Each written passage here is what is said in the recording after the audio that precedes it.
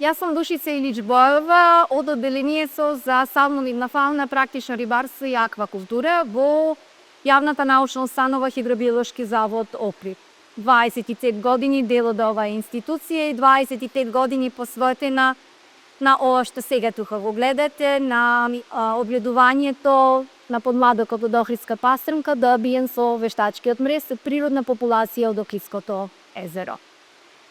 Ова е капацитетот на озадувалиштето на нашиот институт и покрај двете мресивишни егијуци е местото каде што од зрнте икра ги подигнуваме и ги врзуваме до моментот на порибувањето на Охридското езеро, а тоа е еден процес кој трае 8 до 9 месеци, зависно од тоа кога е есенскиот пик на зоопланктонот во езерото, кој е како целно време, целен период на куштањето или порибувањето на помладокот во езерото, бидејќи тоа е природната храна на овој вид.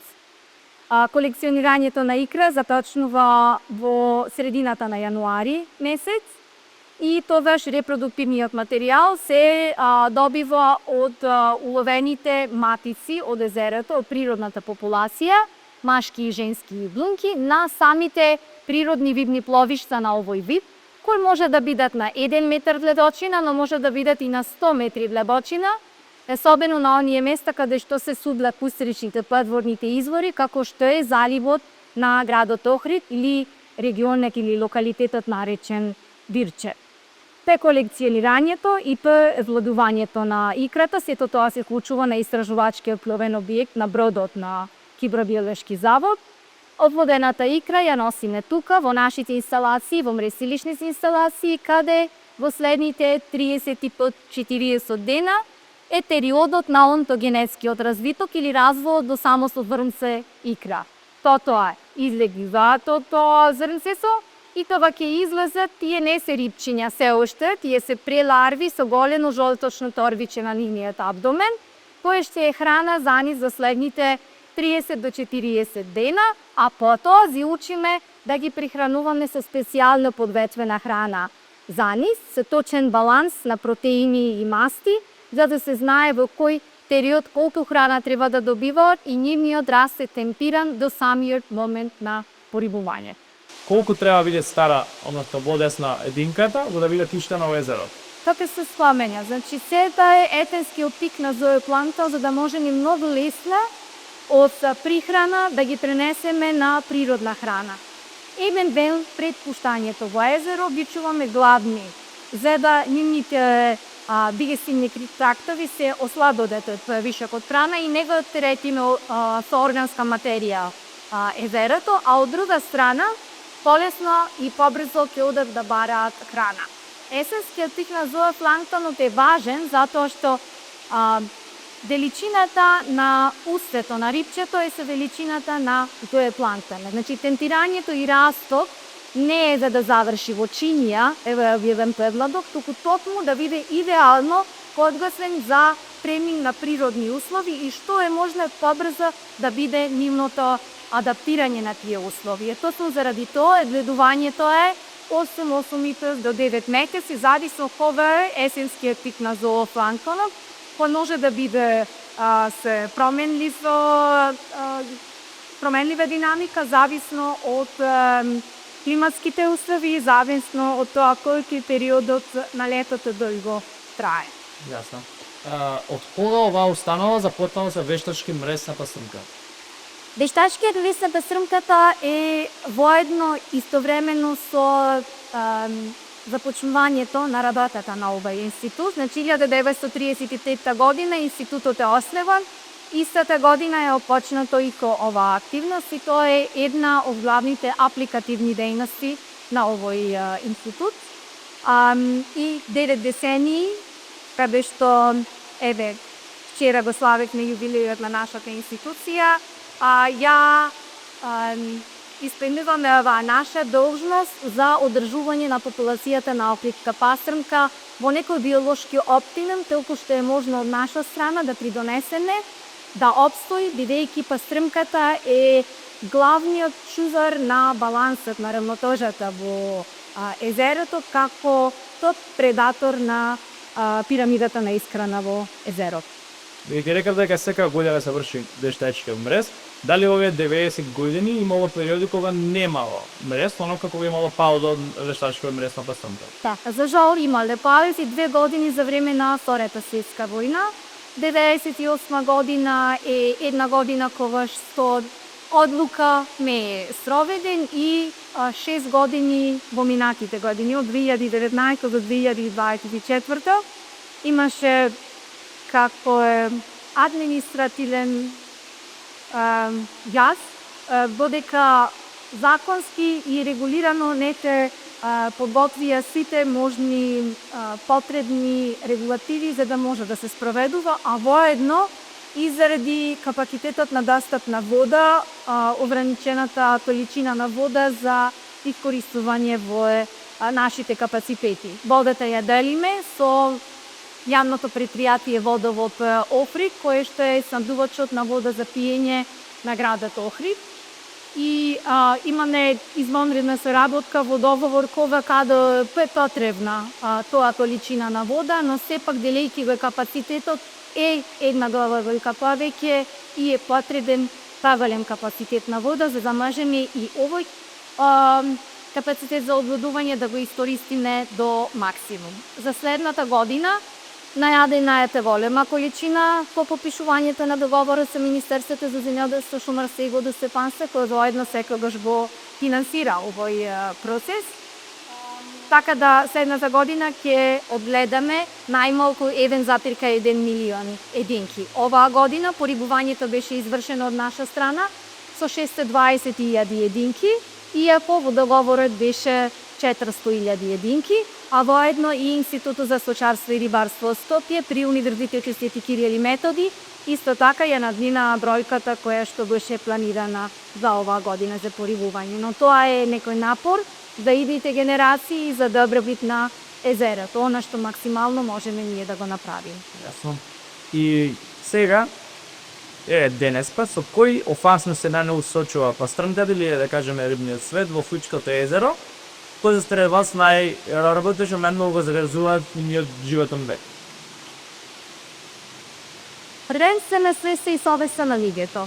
Треба да размислуваме дека во природата сите останати животни ловат оно се толку што им е потребно за да преживеат. Единствено само човекот лови повеќе, лови за профит.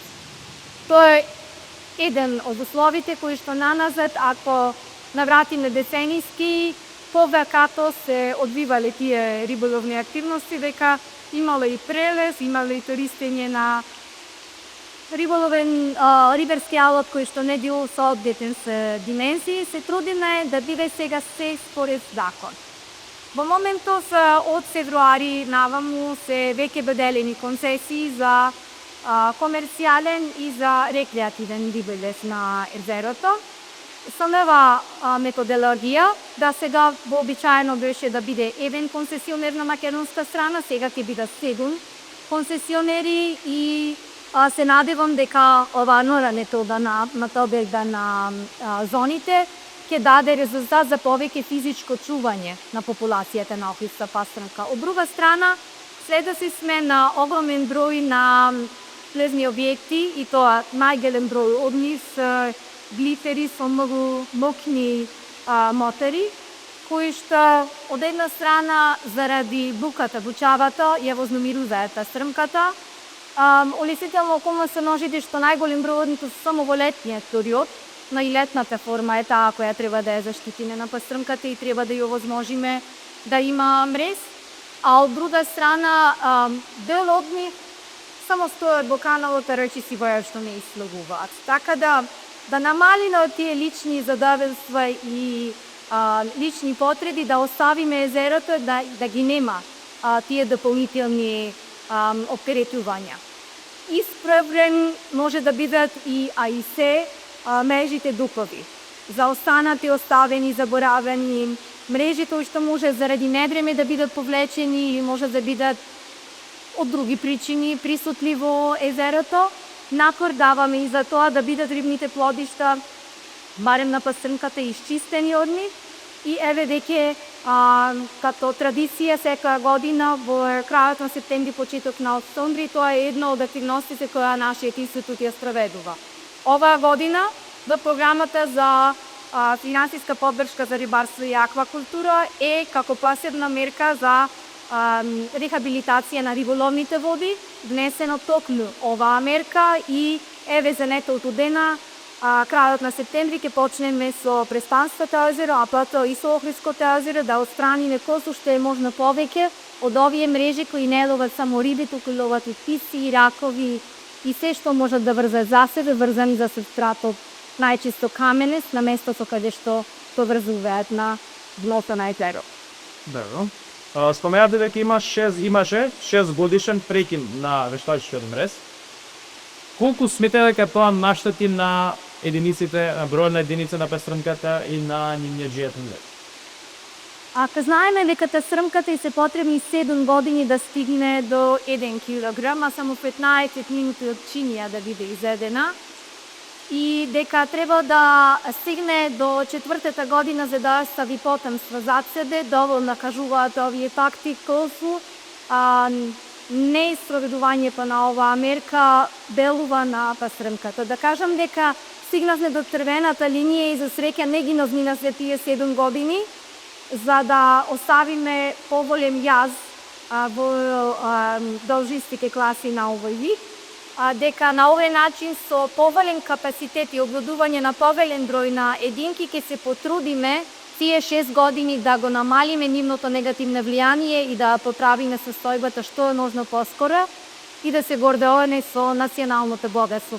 Пастрмката е една од ковалиците на нашите монети, а со тоа и е монетарно заштитено национално богатство, да ја заштитени и во природата. Јасно. И вака прилика да кажеме колку чини целиот процес на вештачкиот мрез од собирање микрито, нивно одгледување и постепено пуштање во езерото. Ако зборуваме за финансиска поддршка, оние средства кои се издвојуваат, можам да кажам дека се доволни. Ако зборуваме за човечки напор, за колку треба да е некој вложен за да успее овој процес, тоа беше 9 месеци без сон. За среќа имам разбирање од Министерството за земјоделство, шумарство и водостопанство дека она што е потреба да се задоволи во финансиска рамка, дека е секогаш послушано и дека е секогаш проведена до програмата за финансиска поддршка на рибарството и аквакултура, ама се бориме со недостиг на луѓе и на можност, рековме, во моментов се уште со капацитетот на вода. Ке се потрудиме за следната година и од едниот и од друг аспект да бидеме малку помалкни и да можеме да го спроведиме барем малку полесно процесот од еваа година. No? И да ја прошам за плутската јагова, односно за мезиното присуство во езерете, дали таа е грозена моментално, таква се тоа се наведе. Прашањето за охридската јагова бара денови објаснување, затоа што е многу специфичен и самиот неизен животен циклус. И она што е случувано и като е случувано во изминатите децении со водата и на кој начин била користена. Охридското езеро притаѓа на сливот на Јадранското море со поврзување директно со Јадранското море преку реката Трндрин. Но да знаеме дека на реката тестоe 2 брани на македонска страна и 5 брани на албанска страна од 4 акумулации таму и 2 кај нас. Тоа е се препрека за да може јазулоса да се движи во обете насоки. Решението за реконституирање на популацијата на јазулата во езерото е транслокацијата, двојна.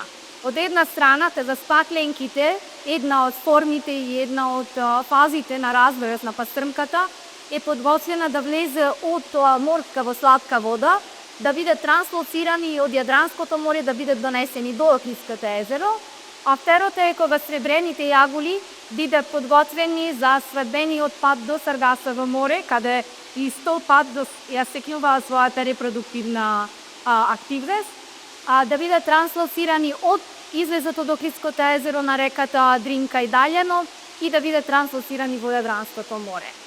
Залева да биде возможена во моментов во доизготвување националниот план за управување со јагулата, за кој што стриктно ќе бидат нададени сите мерки на заштита на овој вид. Од една страна, ова што го споменав за незината репродукција, а од друга страна да контрибуира да придонесе и во риболовот на Охридското езеро. Секогаш рибите се поврзуваат и со комерцијален интерес и храна за луѓето и заедно и сите мерки кои се носат за заштита на било тој вид во езерото одат во таа насока да може и да биват использувани, значи да се користат и во селерцијални цели, но првенствено да се мисли на физичката заштита и на можноста на овие видови да остават претенство зад себе. За јагудата го кажа, патот е многу тежок и многу долг, но можеме барем да помогнеме да се овозможи непречено да се обвива. И тема кој достигнува максималната величина на една јагола од машкаре и од женске. Замисля до себите во кои што живеат и колку храна им е на располагање, зависи и нивниот раст. Женките растат поголеми, растат над метар, метар и 10 сантиметри, може да бидат и до метар и 20, а мажјаките се со помала димензија и се некаде околу 70-80 сантиметри. Врзано со риболовот и тука е многу важно да се напомене на кој начин било да се третирано порибувањето и како бил порибителниот материјал чуван, дали било соодветно и што понатаму во развитокот на овие единки им било дадено како можност во езерото. Дето се чувани на несоодветна температура може да бидат сите смашки единки, што во иднина нормално и за добивање на поголема биомаса во езерото од овој вид негативно делува, бидејќи се помали раст, помали по тежина и на тој начин и приносот е помал и од риболова. И би рашал дали имаме точна конкретна информација колкав е рибниот фонд на Плитската пасарата моментално во Плитското езеро.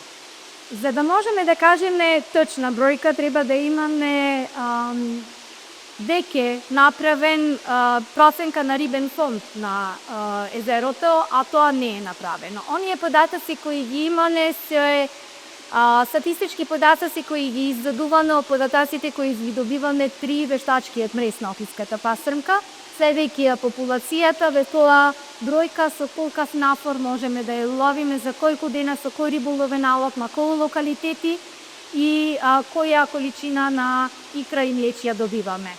За да може на вистина реална и базирана проценка да се даде, а тоа е нешто што е потребно за донесување на идни политики и мерки на спроведување на заштита на рибниот фонд, неотходно и еден од приоритетите, можам да кажам, е правење на вистина проценка која што ќе биде не само за пестрмката, туку за сите видови во езеро.